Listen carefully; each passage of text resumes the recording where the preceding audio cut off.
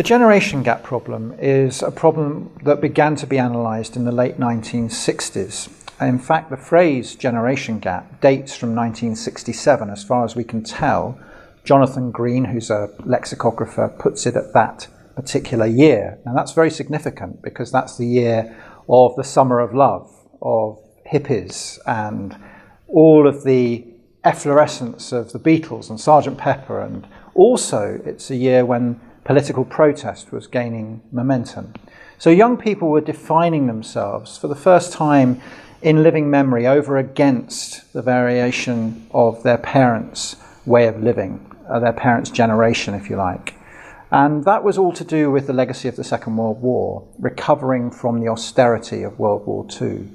And young people with a bit more economic freedom, but also with the pill coming on stream and sexual permissiveness, were beginning to say, we have another way of living.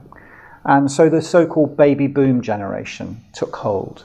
And analysts from that point onwards began to see generational difference in terms of antipathy between the generations. It hadn't been quite so acute before then, but it became quite acute after that.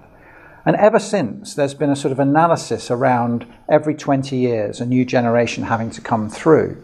So Generation X followed the baby boomers. So millennials followed Generation X. And now people are starting to talk about Generation Z.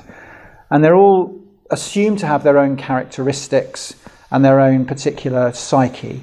But I would want to say that that's prone to really massive generalization, and we need a more biblical view of things.